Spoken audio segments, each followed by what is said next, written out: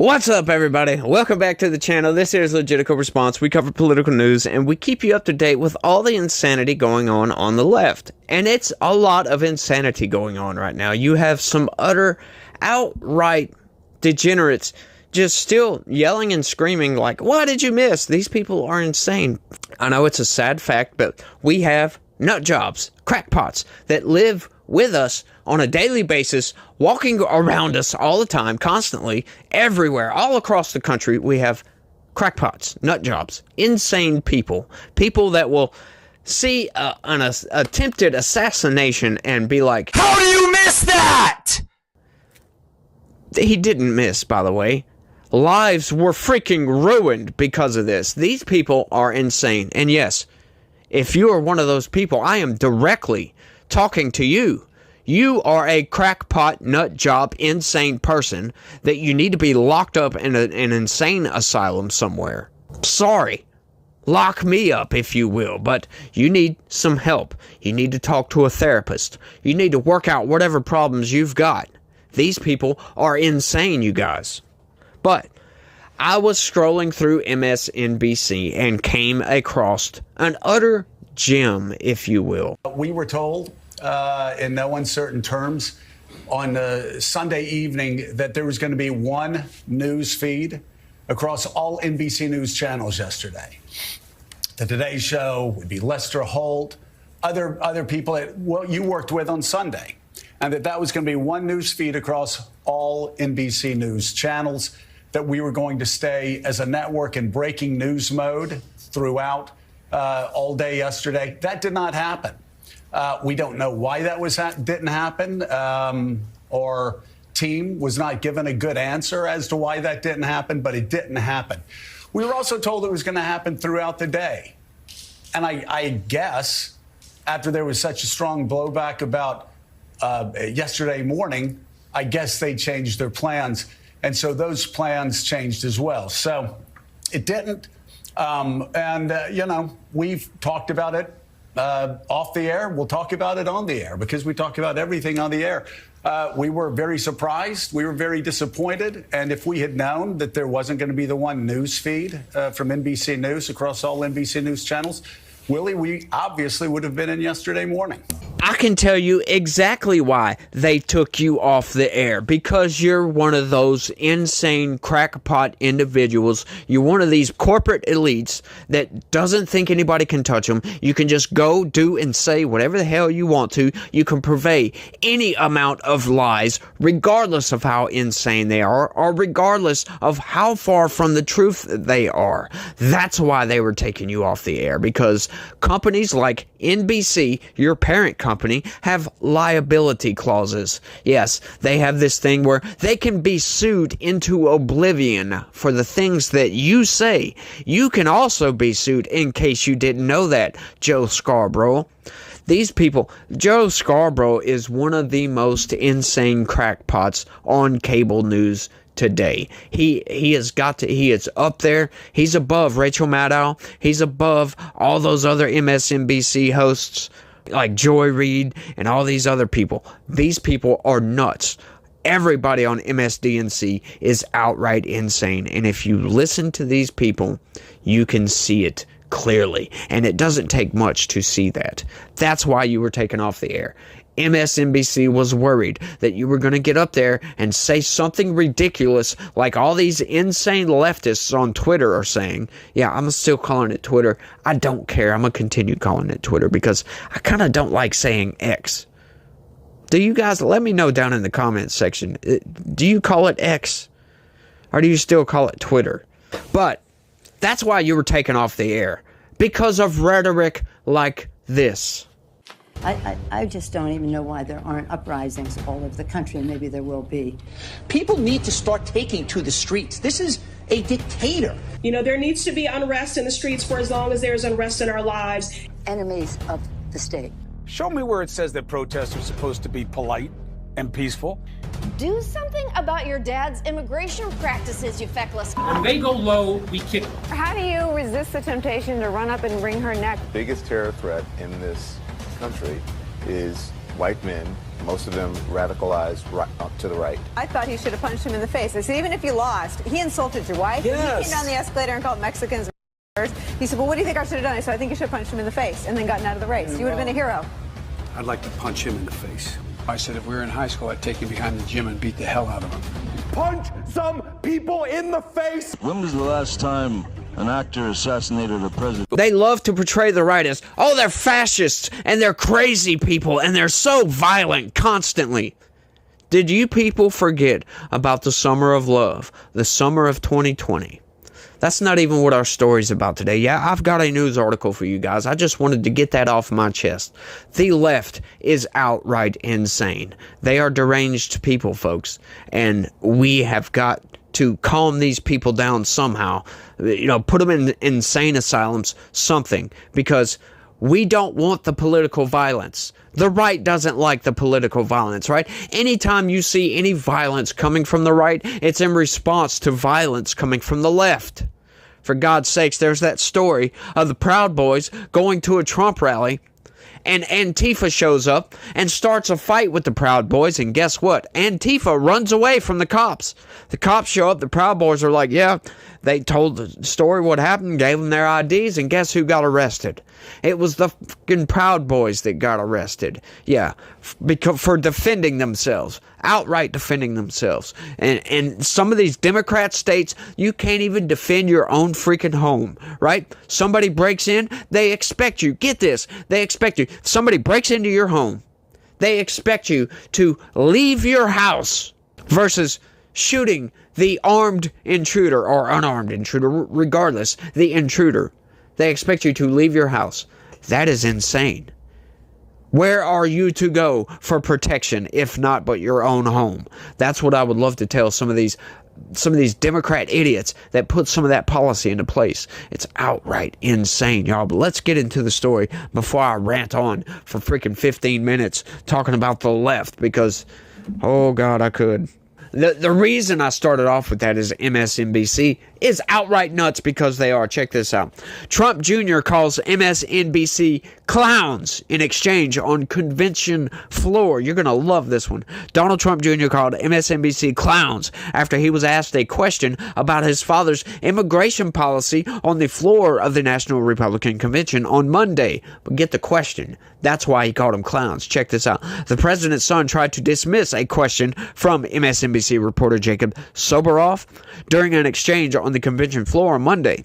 He pressed Trump Jr. on whether there would be similar policies in a second Trump administration to those that separated migrant children from their families. Now, that is insane. Like, get the hell out of here, dude. Like, what are you talking about? That is a policy that has been going on for years and years. That's not a Trump policy that was put into place because of Trump. Trump didn't say, yes, we need to separate children from their families when they come into the country. No, sorry. That doesn't logically line up with reality, you MSNBC crackpot. They're just outright insane, y'all, right? Like, this policy has been in place, that, right? Like, they don't think about what's going on. Okay, let's take, for instance, you're driving down the road.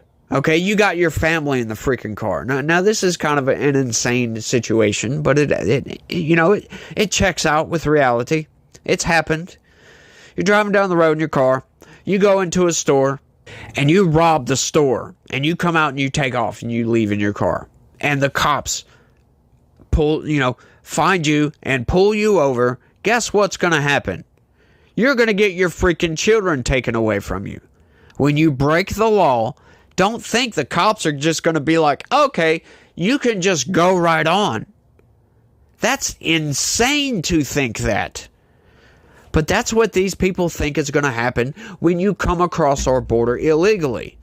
You bring your family through a treacherous situation, right? Dealing with cartels, coming across open desert, right? Just to come across illegally, enter our country and break the law to come into our country. Do you think you're not going to get separated? You just broke our laws to come into this country. Like, what is wrong with these people? And this is something they portray as evil, folks. Like, what? Are you insane? Yes, as a matter of fact, they are. I know immigration is important to him. I covered the family separation crisis closely. We will continue to see policies like separating 5,000 children deliberately from their parents, Soboroff asked Trump Jr. Monday while on the convention floor. And I see why he called them clowns, because that is a retarded question. You mean the Obama administration? Trump Jr. replied. Yes.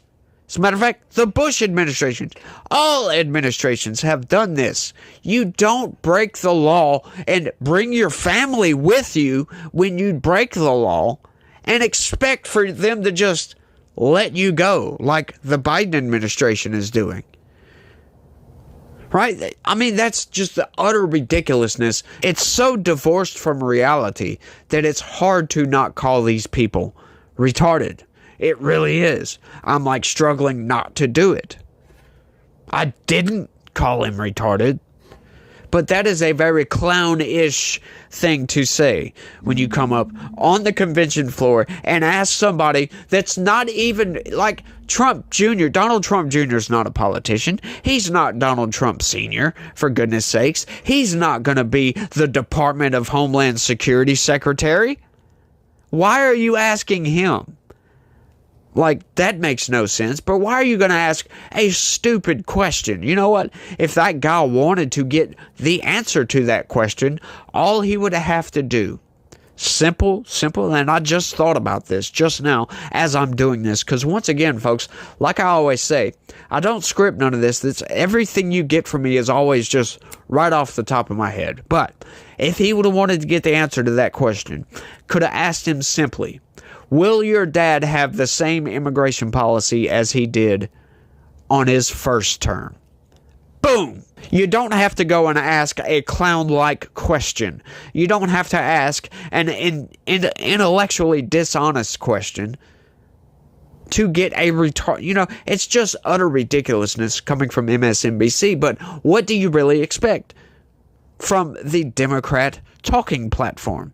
That is their talking point platform, as a matter of fact. That is what you get from MSNBC, because these people are so far divorced from reality that they don't know what reality even looks like anymore. They just see Trump as a fascist, as Hitler, for goodness sakes, and they don't think, right? Like, this is something I preached about the other day in my video after Trump got shot at, right? Like, the rhetoric coming from places like MSNBC, you know, the Democrat Party in general, calling Trump an existential threat, right? Like when you could say he's a threat, right? He's a threat to your power, Joe Biden.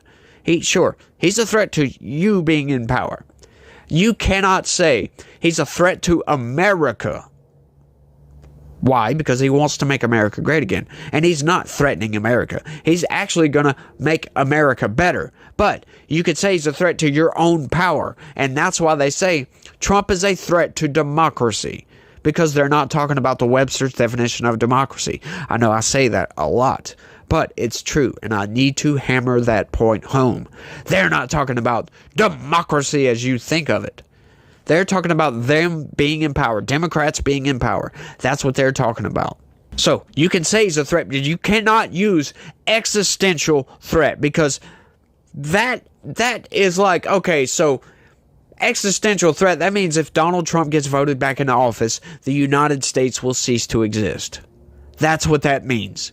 And by saying that, if you have any sort of pride about your country, if you have any sort of reservations about seeing your country destroyed, and you're a little bit crazy like some of these nut jobs are, right, it's no surprise that we saw what we saw last Saturday. Their rhetoric is the cause for this. And I call on everybody, all politicians, to calm the rhetoric down a little bit. Stop saying these people are a threat to democracy. Now, I do say Joe Biden is destroying the country. And I always follow that with, I don't mean that literally. He is destroying our nation, though. I mean that in hyperbolic terms, if you will. I mean, he is destroying the norms of this country. Our economy is tanking, so technically he is destroying our economy. He has destroyed any sort of semblance of security that we have on our southern border. He has destroyed the United States' reputation on the world stage, for God's sakes. I can say that, but Joe Biden most definitely is not an existential threat to the country. Right? Like, if Joe Biden gets put back in office, the country isn't going to blow up. It's not going to cease to exist. For goodness sakes, we're just going to continue going downhill even further. Because I can't see anything good coming from garbage policies, right? Like, do you think that if you put a stupid idea into place, do you think it's going to work out to your benefit? Right? Like, statistically, it might. But probably not. And that seems to be the Democrat playbook. And that's why I call the Democrats insane. They keep trying to implement this progressive, ridiculous policy that never works. And they keep saying, well, it'll work this time. It'll work this time. Hey, how about let's try communism? We think we can do it better than you can. No, I'm sorry. That's a little bit arrogant. How about let's not even try it? How about that, huh? We're doing just fine like we are. How about let's continue that and make it even better? But no, these people, they just want to progress society in a certain direction that makes absolutely no sense. Dissolving the differences between men and women. It just, oh man, I could get into something. But let's finish this story. And here we go with the corporate press lies. You know they don't do that, sir. Talking about the Obama administration separating kids. Yeah, I'm sorry. Soboroff responded before asking him again whether there would be another family separation policy. It's MSDNC, he replied. See, so I expect nothing less from you clowns. Even today, even 48 hours later, you couldn't wait. You couldn't wait with your lies and with your nonsense, so just get out of here. Former President Trump has repeatedly claimed that the family separation policy was implemented during the Obama administration. As a matter of fact, it wasn't. It was implemented before that. Go and fact check it, as a matter of fact. However, during the Obama administration, but numerous fact checks have debunked that claim. That is right. Numerous fact checks have debunked that claim because it was started long before the Obama administration. But Obama most definitely was doing it. Bush was doing it. As a matter of fact, Clinton was doing it.